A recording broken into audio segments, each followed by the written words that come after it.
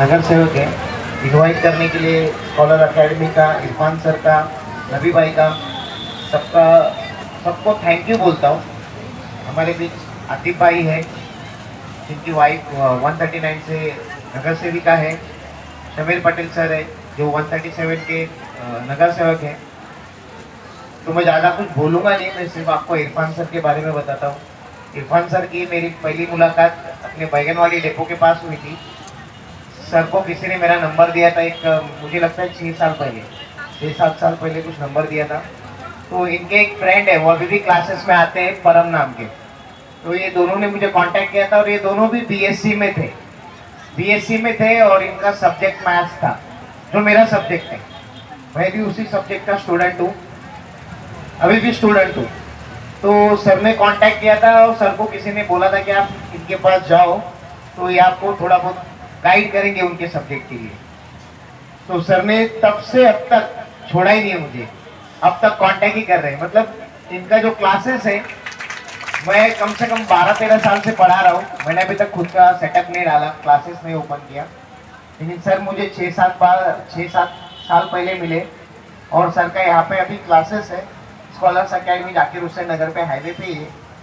तो वहाँ पे भी उन्होंने मुझे अप्रोच किया और मैं करीबन तीन साल उनके यहाँ पे मैं पढ़ा चुका हूँ। 3 साल वहाँ पे 11-12 के बच्चे, और पूरे गोवंडी में, मुझे इनके मैं मुंह पे कह सकता हूँ, पूरे गोवंडी में आतिफ भाई भी बैठे हैं, शमीर भाई भी बैठे हैं, पूरे गोवंडी में इनके क्लास में जाता था ना तो मुझे डिसिप्लिन नजर आता था। मतलब कोई बच्चा मस्ती करते हुए नहीं दिखता था। पढ़ाने के टाइम पढ़ाई होती थी, और जब हम मस्ती करेंगे, टीचर जब मस्ती मजाक थोड़ा बहुत करते तो भी तभी बच्चे करते थे, वरना बच्चों की मजाल ही नहीं होती कि सर अगर चिल्ला दिए या कुछ बोल दिए तो उस टीचर के सामने वो कुछ भी हरकत नहीं करते थे।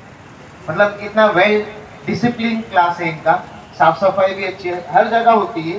बट इस इलाके में ऐसे बच्चे मिलना और उनको इस तरीके से डिसिप्लिन मैनर में रखना बहुत बड़ी बात है, बहुत बड़ी बात है। और बहुत ही अच्छे तरीके से बच्चों को ट्रीट करते हैं।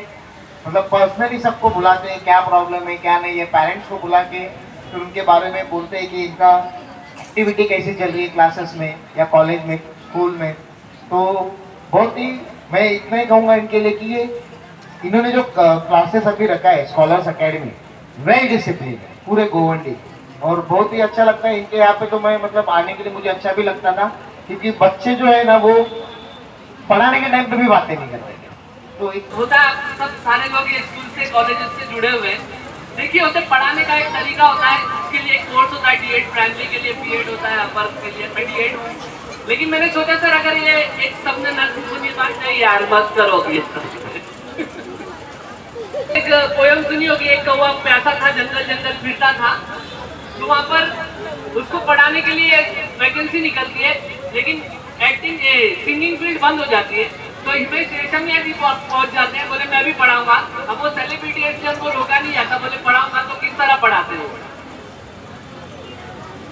ओ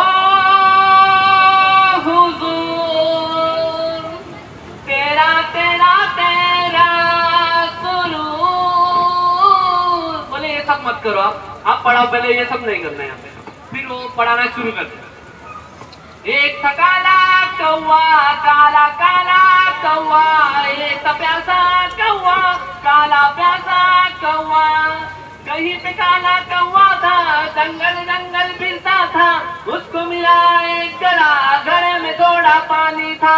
मटके की गहराई जब कौवे ने पीना पी, उसने डाला कंकर, तो ऊपर आया पानी। तो उसको प्रिंसिपल बोलते आप ऐसा पढ़ाओगे तो बच्चों का मुस्तकबिल नाक में घुस जाएगा, आप जाओ। तो उनको हटा दिया जाता है। सर इस तरह की चीजें होती है, पढ़ाई जो स्कूलों में होती है, सारी चीजें। और इसके बाद पहुंच जाते हैं, बोले आप ये जो जॉनी जॉनी यस पप्पा है वो पढ़ाने के लिए, उदित नारायण साहब। आवाज थोड़ी बढ़ा दीजिए। पूरी बंद हो जाती है।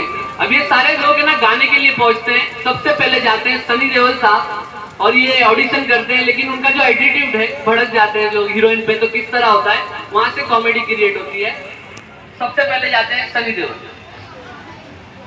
पीछे पीछे आना मेरे चाल में ना आए, पीछे पीछे आना मेरे चाल में ना आए, तेरे लॉन्ग का बच्चा, और लॉन्ग कवाचा इंस्पेक्टर साहब क्या लॉन्ग कवाचा उधर से पान वाला आता बोले लॉन्ग खाओ गला साफ करो बोले एक काम करो आप 14 फेब को आ जाना आपका वापस से लिया जाएगा ऑडिशन तो तारीख का नाम सुन के भड़क जाते हैं माय लॉर्ड लोग अपने मंगलसूत्र गिरवी रख के सिर्फ ऑडिशन के लिए आते हैं लेकिन मिलती है उन्हें सिर्फ तारीख पे तारीख बोले इनको उठा के बाहर उनको हटा दिया जाता है इसके बाद पहुंचते हैं सुनील शेट्टी साहब वो अपने अंदाज में सुनील शेट्टी बोले गाना गाओ वो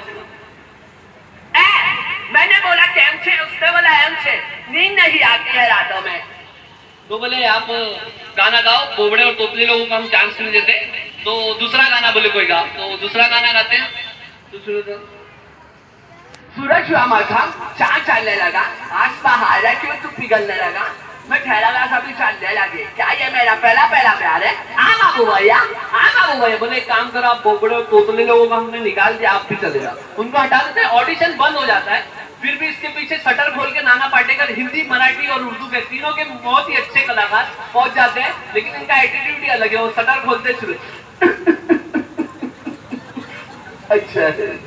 अच्छा है इन्होंने निकाला है नए बच्चों को सिंगर बनाएंगे आगे बढ़ाएंगे अच्छा बोले नाना साहब इंट्रोडक्शन बाद में देना पहले गाना गाओ अब उनको ऑडिशन बंद होता है फिर भी एक बैठा होता है जज वो बोलता है गाना गाओ अब ये गाना गा रहे हैं अपने अंदाज में किस तरह भड़कते हैं क्या हो जाता है देखिए